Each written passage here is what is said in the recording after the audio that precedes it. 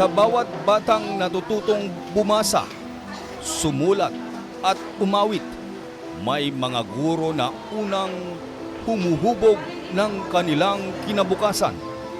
Ngunit sa kabila ng kanilang mahalagang papel, matagal na naging limitado ang mga benepisyo ng ating mga early childhood care and development workers.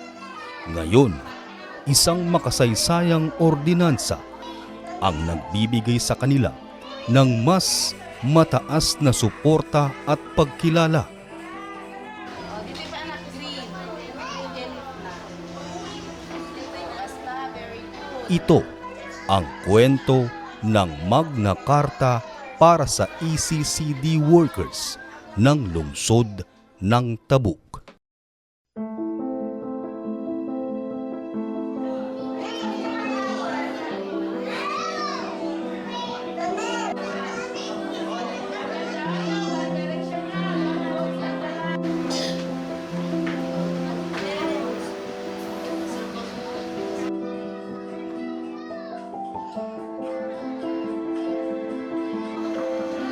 Bawat matagumpay na tao ay minsang naging batang nangangarap.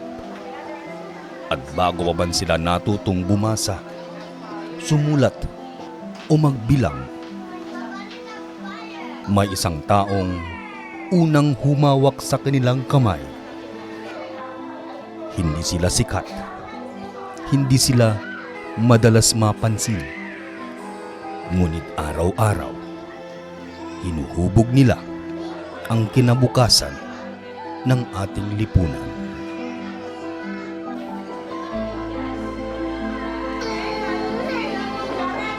Sila ang mga early childhood care and development workers, ang mga unang guro ng bawat batang Tabukenyo.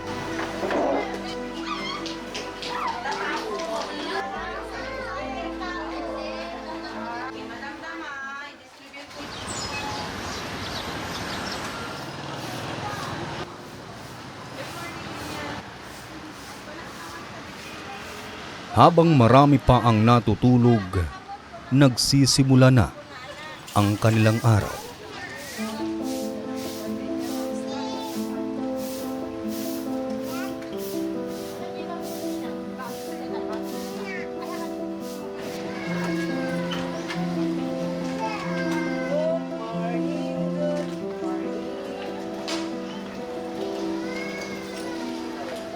Hindi lamang pagtuturo ang kanilang trabaho.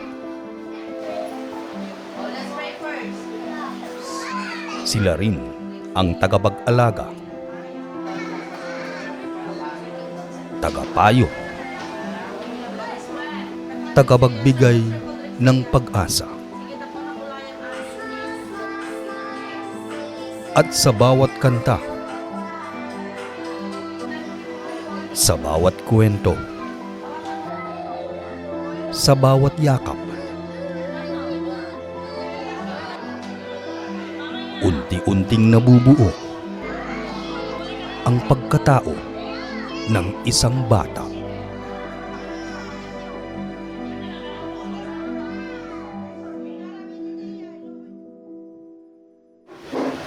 Pagpasok po, yan po, inaayos po yung mauupuan ng mga bata. Sinisigurado pong malinis po yung classroom. Tsaka nag-i-spray muna po ako ng panglamok po para sigurado po. Lingid sa kaalaman ng iba, sa likod ng ipinapakitang dedikasyon, naroon ang mga pagsubok, limitadong benepisyo, kaunting honoraryo. Ngunit hindi iyon naging hadlang upang ipagpatuloy ang kanilang misyon. Dahil para sa kanila, ang pinakamalaking gantimpala ay makita ang isang batang natutong mangarap.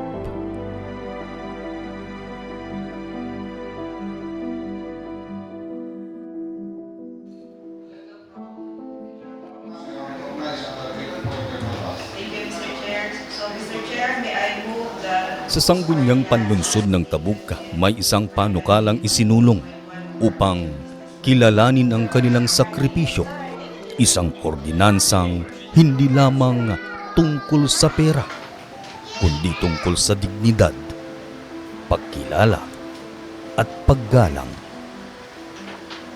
Sa loob ng bulwagang ito, isinulong, tinalakay at inaprubahan ang Magna Carta para sa mga ECCD workers ng lungsod ng Tabuk sa pangunguna ng principal author na si Councilor Attorney Zoraida Mia Waknang. Layunin ng ordinansa na gawing mas matatag ang sistema ng suporta at pagkilala sa mga daycare workers ng lungsod. clause na ti rational no apay nga impasatayo daytoy nga ordinansya ket tapno ma-institutionalize ngay maited kadag itoy daycare workers dagiti comprehensive system of benefits, incentives, and professional development opportunities, recognition programs, and welfare measures for the ECCD workers. Amo tayo mo't no kas ano ka-importante na ti development, holistic development iti may nga ubing, nga isut i-cater dagitoy ECCD workers tayo, their development is very important. Yeah? Kat dagitoy daycare teachers tayo, isut iti mga ay-aywan, kadagitoy anak tayo, daycare centers. So, their contribution really to the development of the child, kat haan hindi matatawaran ako nati Tagalog niya. Iso nga daytoy ordinansya tayo. It's a recognition of their importance. It's a recognition of their effort in molding our youth, our children. Kat dapat lang nga maikanda iti gusto nasaya at nga benepisyo tapno ma-inspire damot niya nga aramiden kay trabaho.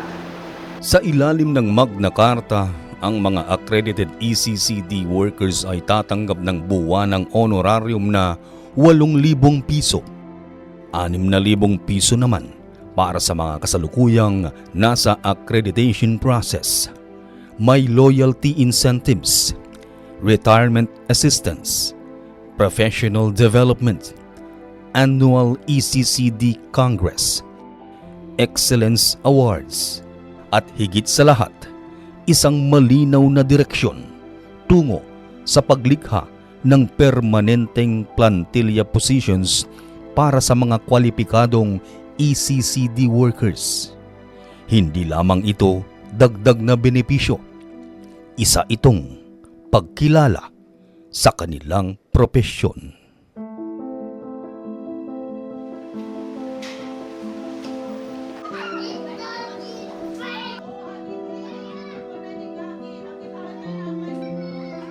Marahil hindi pa nauunawaan ng mga batang ito kung gaano kalaki ang papel ng kanilang mga guro. Ngunit balang araw, kapag natupad nila ang kanilang mga pangarap, kasama sa tagumpay na iyon, ang mga gurong unang naniwala sa kanila.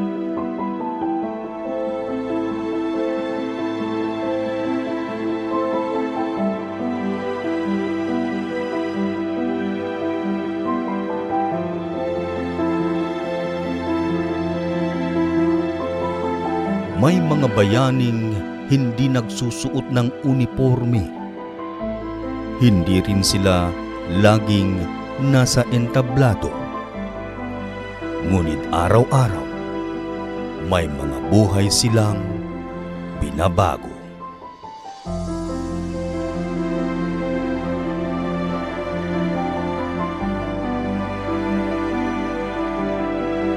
Ang Magna Carta para sa Early Childhood Care and Development Workers ng lungsod ng Tabuk ay higit pa sa isang ordinansa.